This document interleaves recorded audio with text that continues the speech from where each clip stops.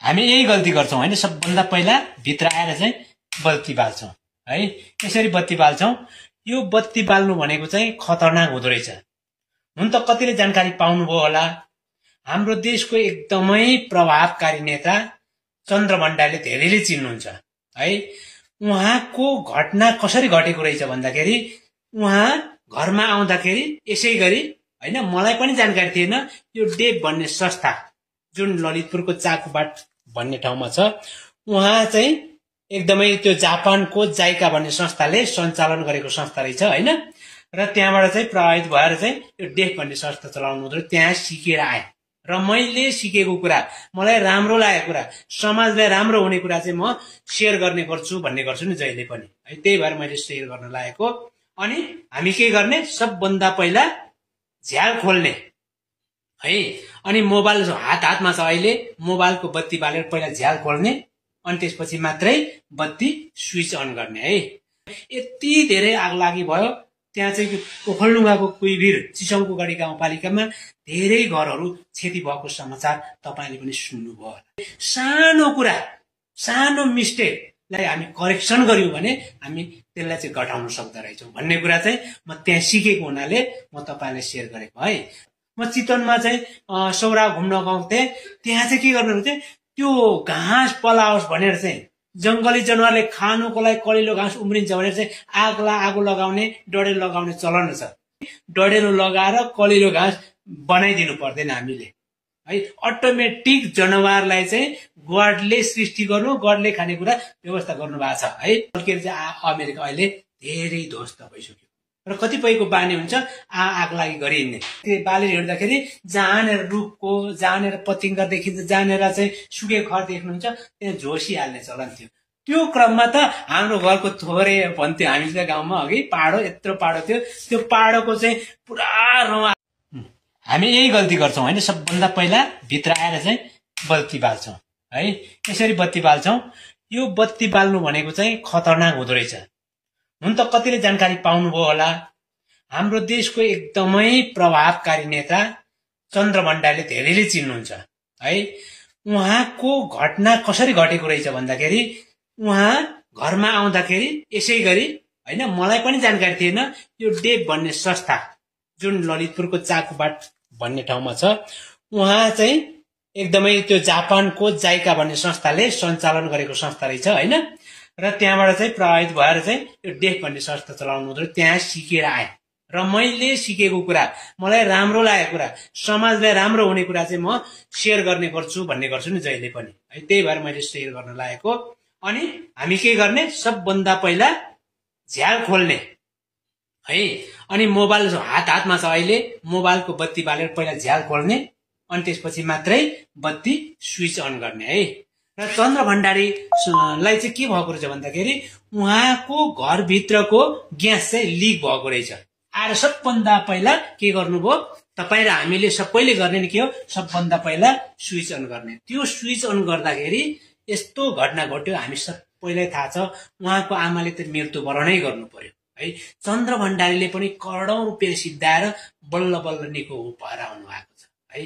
त्यसैले गर्दाखेरि यो कुरा म सिकेर आएँ, त्यसपछि म तपाईलाई शेयर गर्दैछु। र अहिले त एकदमै जल्दो बल्दो घटना अमेरिकामा त्यो आग लागेको कारणले मैले धेरैजनाले मौखिक रूपमा पनि यसो गर्नुपर्ने रहेछ, आगोको कारणले चाहिँ ठुलो विपत्ति निम्तिने रहेछ। अनि जाइकाले चाहिँ सिकागो के रहेछ भने जापानमा आग लागि भएर यति धेरै जल्यो रे कि त्यहाँ केही कुरो खाने कुरो नै रहेन रे, भाँडाकुँडा के पनि रहेन रे। र त्यो पेपरको प्लेट बनाउनु सिकेछ, पेपरको चाहिँ दुना टपरी भन्छौँ नेपालमा, हो त्यस्तो बनाउनु सिकेर चाहिँ त्यसमा हालेर खाने बाध्य भएको रहेछ क्या। ती कुरा शेयर गर्नुभयो उहाँहरूले। अनि विश्वमा मैले अहिले भने फेरि विश्वभरि चाहिँ के छ, चर्चा चाहिँ के छ, आग लागेको छ। अनि मैले एक दुईजनालाई शेयर गर्दा के भन्नु भने, अहिले त्यस्तो हुँदैन, पहिलाको जस्तो होइन, अहिले त अटोमेटिक चाहिँ यो के भन्छ एमसिबी झर्ने व्यवस्था छ, झरिहाल्छ नि, त्यस्तो समस्या हुँदैन भनेर एक दुईजनाले मलाई भन्नुभयो।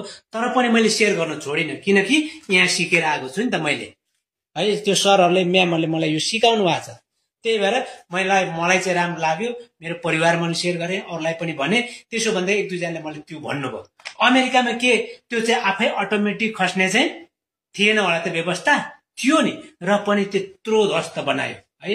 र पोहोर ओखलढुङ्गामा हाम्रै देशको ओखलढुङ्गामा यति धेरै आगलागी भयो। त्यहाँ चाहिँ ओखलढुङ्गाको कुइभिर चिसङकोगढी गाउँपालिकामा धेरै घरहरू क्षति भएको समाचार तपाईँले पनि सुन्नुभयो होला।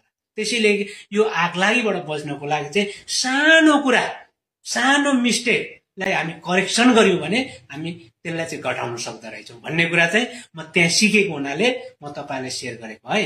र म सानो छँदाखेरि मेरो साथीहरूले के गर्नुहुन्थ्यो भने कतिपयलाई अहिले पनि जंगलमा पुगेपछि आगो लगाउने सल्काउने चलन छ। म चितवनमा चाहिँ सौरा घुम्न गएको थिएँ। त्यहाँ चाहिँ के गर्नुहुन्थ्यो, त्यो घाँस पलाओस् भनेर चाहिँ जंगली जनावरले खानुको लागि कलिलो घाँस उम्रिन्छ भनेर चाहिँ आगो लगाउने डडेलो लगाउने चलन छ। म एक दुईजनालाई भने किन यसो गरेको भनेर भन्दाखेरि यो चाहिँ हरियो परियो खानको लागि चाहिँ यो जनावरलाई राम्रो हुन्छ, त्यही भएर आगो लगाएको डडेलो लगाएको भन्नुहुन्थ्यो है। र हामीले यो गर्नु पर्दैन, जनावरको लागि डडेलो लगाएर कलिलो घाँस बनाइदिनु पर्दैन हामीले है। अटोमेटिक जनावरलाई चाहिँ गडले सृष्टि गर्नु, गडले खानेकुरा व्यवस्था गर्नु भएको छ है भनेर भने एक दुईजनालाई। त्यस्तो खालको चाहिँ हामीले नबुझेर त्यसो पनि गरिराखेका छौँ। त्यही नै सल्केर चाहिँ अमेरिका अहिले धेरै ध्वस्त भइसक्यो र कतिपयको बानी हुन्छ आगलागी गरिहिँड्ने। त्यसो गर्दा म सानो छँदा एउटा घटना याद आउँछ। एकजना मेरो साथीले के गर्नु भएको छ भन्दाखेरि पाहाडो थियो, हामी कहाँ यत्रो पाहाडो थियो है। त्यो पाहाडो चाहिँ हिउँदमा चाहिँ लामो लामो रौँ आउने, अनि बर्खा लागेपछि लगभग चैत वैशाख लागेपछि झर्थ्यो क्या। अनि मङ्सिर पुसको कुरो हो, त्यतिखेर चाहिँ त्यो पाहाडको लामो लामो रौँ रहेछ। त्यो साथीले चाहिँ के गर्थ्यो भन्दाखेरि त्यतिखेर त टर्च लाइटहरू थिएन, राँको बाल्ने अनि हिँड्ने चलन थियो। राँको बालेर हिँड्दाखेरि जहाँनिर रुखको जहाँनिर पतिङ्गा देखिन्छ, जहाँनिर चाहिँ सुकेको खर देख्नुहुन्छ त्यहाँ झोसिहाल्ने चलन थियो। त्यो क्रममा त हाम्रो घरको थोरै भन्थ्यो हामीले गाउँमा अघि पाहाडो यत्रो पाहाडो थियो, त्यो पाहाडोको चाहिँ पुरा रौँ आएको थियो, रौँ पो बाल्दिएछ यहाँ है, त्यो रौँ बाल्दिएछ। त्यस्तो किसिमको चाहिँ त्यस्तोमा रमाउने मान्छेहरू पनि हुन्छन्। त्यसैले म के भन्छु भने तपाईहरुले के मात्रै चाहिँ एउटा मेरो सुझाव अथवा चाहिँ मेरो आग्रह हो भन्दाखेरि तपाईले आफ्नो परिवारलाई आगोबाट कसरी बच्ने भन्ने कुरामा चाहिँ एकजनाले मात्रै सिक्नुभयो भने मलाई काफी। लाखौं परिवर्तन हुनु पर्दैन। एकजना एउटा परिवारले चाहिँ साँच्चीकै आउने बित्तिकै स्विच अन गर्नु नहुँदो रहेछ। चन्द्र भण्डारीको क्षति चाहिँ चन्द्र भण्डारीको चाहिँ घरको घटना चाहिँ आग लागि चाहिँ त्यो स्विच अनबाट भएको रहेछ भन्ने कुरा मात्रै बुझिदिनु भयो र एकजनालाई मात्रै सेयर गरेर ला गर्नु भने काफी। त्यसैले आजलाई चाहिँ बाँकी अरु जति पनि मलाई राम्रो लाग्ने कुरा पछि सेयर गर्ने नै छु। आजलाई चाहिँ यति नै म सिद्ध्याउँछु।